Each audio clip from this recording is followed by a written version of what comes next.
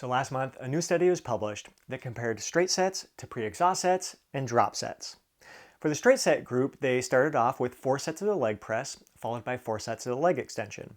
Each set was performed with 70% of their 1 rep max. They were aiming for 8 to 12 repetitions. They had a coach there who was really kind of pushing them to make sure that they were getting themselves close to true momentary muscular failure, and they were trying to prevent them from doing any less than 8 repetitions.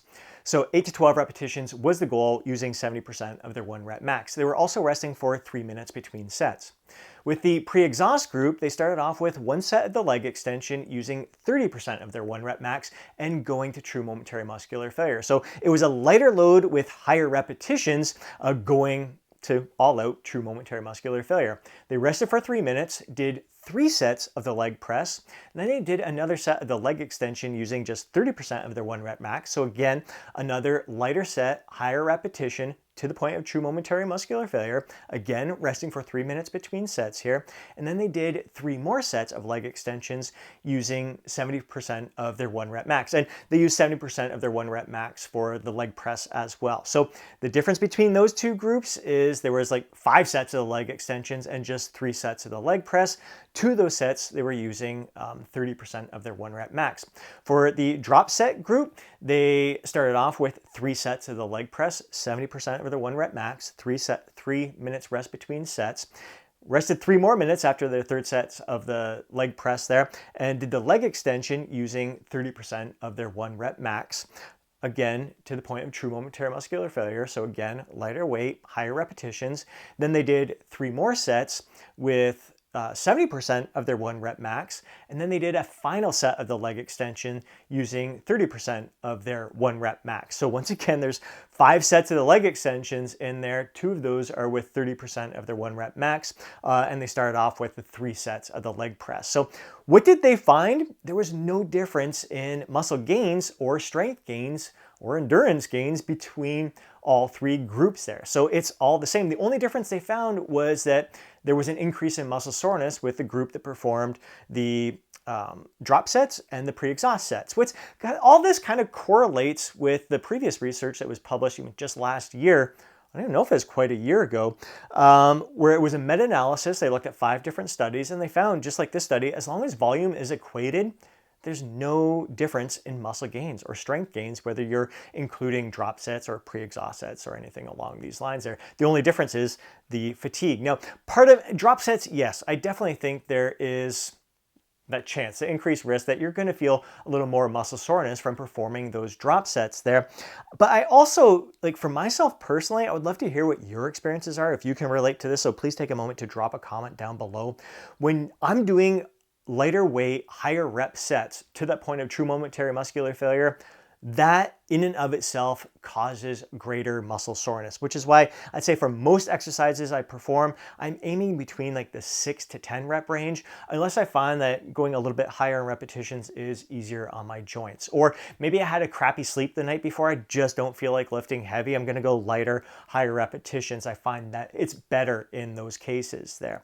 So again, this correlates, research the same. There is no difference in muscle gains whether you're doing straight sets, drop sets, or pre-exhaust sets. Now, very, very interesting to see how some other coaches are interpreting this data or the advice they're giving based on what they're finding here. A lot of them are like, see, the bros had it all wrong. There's nothing more superior about doing drop sets or pre-exhaust sets or anything like that. You're better off just doing straight sets. And I mean, there's nothing wrong with giving that kind of advice out there. Just stick mostly with straight sets. I'm mostly doing straight sets at this point right now. I use drop sets sparingly, rest pause sets sparingly, pre-exhaust sets. I don't even really consider it pre-exhaust. It's exercise order more than anything. But any kind of advanced training technique, I used to use them a lot more often. Basically, I'd have something just about every month, or at least 10 out of the 12 months from the year would have some sort of advanced training technique, where now it's maybe 4 or 5 months out of the year, I'll include it in a specific program. And I may just use it if I'm feeling really good one day. I might throw in a drop set or something along those lines. Now, some takeaways before we get into all this, because my interpretation is so much different from set. Like, although they're like, just do this is a case against drop sets. This is a case against pre-exhaust sets. I'm kind of seeing some positives from this research here. But first of all, when you look at this research, drop sets, that's not how we typically do drop sets there. Usually you're going to do a drop set, you do the exercise, and immediately you're reducing the weight, doing a little bit more, reducing the weight, doing a little bit more, reducing the weight, doing a little bit more. You're not doing a set, resting for 3 minutes, and reducing the weight to 30%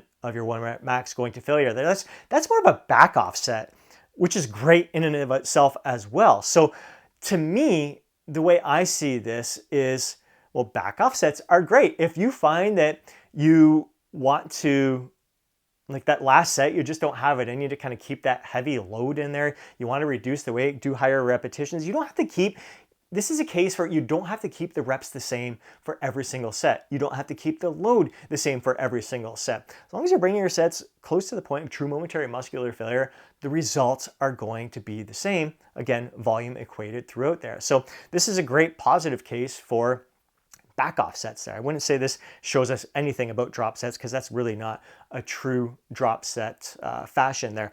Now, when it comes to the pre-exhaust group there, again, I would love to hear your experience as well. I know like the late great John Meadows, he was a huge proponent of doing like leg curls before his compound movements there. He just found it helped him perform better in the squat, the leg press, or any kind of heavy compound movement with the legs when he started off with leg curls. And I find for a lot of my coaching clients, especially clients who are over 40, let's take a look at Mario, for example. He's in his late 50s, phenomenal freaking shape. Like what an incredible transformation he's gone through working with me here, and just again, it's on him. I give him some guidance. He puts in the work, and he has been super consistent with it, just looking absolutely freaking incredible.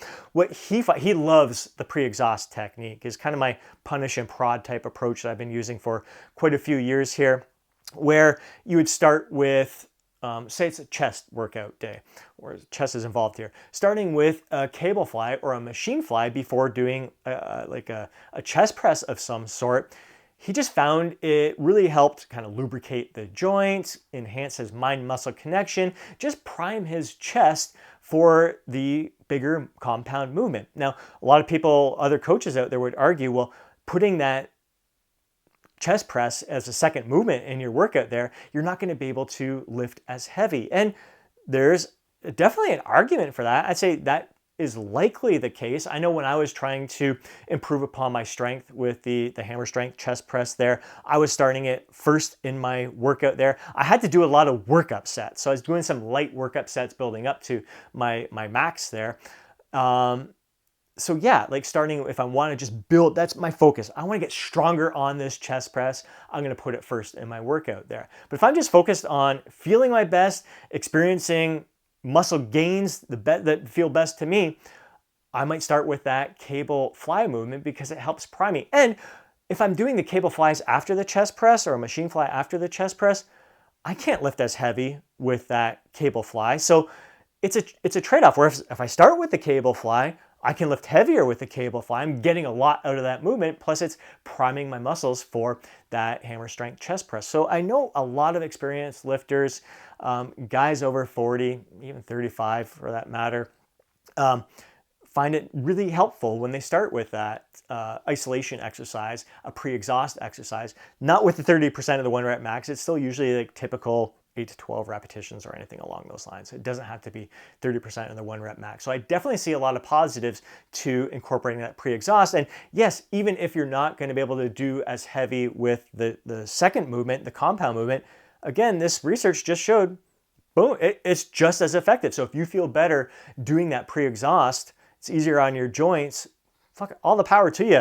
Incorporate more of that in your programming. So boom, that's a plus. That's an advantage in my books for sure. When it comes to the drop sets, like the other studies have shown, if your goal is to be more time efficient with your workouts, that's a benefit of utilizing drop sets. So for some of my clients who are really short on time, incorporating some drop sets into their training plan is helpful. Again, making sure we're managing that muscle damage and the fatigue. I shouldn't say the muscle damage.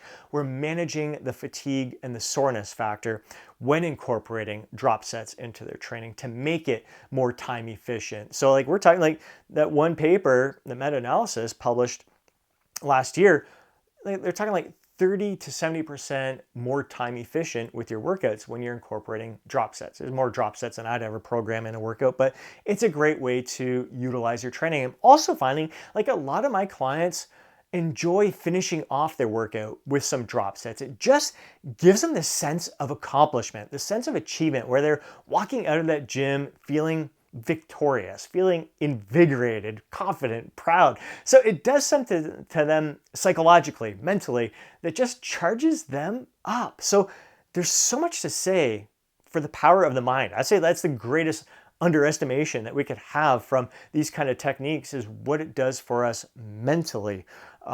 So those are just some things to consider in addition to just being smart with your overall programming here, not overusing some of these techniques, paying attention to the fatigue that you're accumulating, the soreness that you're experiencing there, and just making sure you're making the appropriate adjustments to fit that in there. So like I said, like I see this as a positive that you can incorporate these techniques that can make your workouts more time efficient.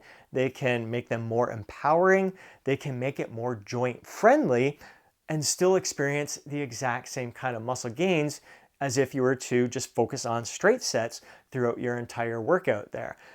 Again, like I said, for myself personally, I'm mostly utilizing the straight sets, using the drop sets sparingly, using the pre-exhaust sets appropriately as well. And I'm not afraid to call an audible with my workouts as well. Like if I'm feeling stiff and tight and sore and my workout plan calls for a compound movement to begin with, I know for myself personally, I'm going to swap that out, do a pre-exhausting isolation exercise first. I don't even like calling it pre-exhaust. It's just an isolation exercise that I'm doing first. And it's going to help, again, prime my joints, prime my muscles for that bigger lift there. So definitely things to consider. And again, these are just the reasons why I take these studies with a grain of salt and how other people interpret the studies with a grain of salt as well. Because there's so much more to it. It's not black and white. And again, like this study, they didn't even do drop sets the way we typically do drop sets. And it's really tough to control all the variables in these studies as well. Still, it provides us some insight, some guidance to consider, some food for thought. And that's really what it's all about. Kind of food for thought, decide what we want to experiment with ourselves, apply it to our training, see how our body responds, keep what we like, discard what we don't, move on.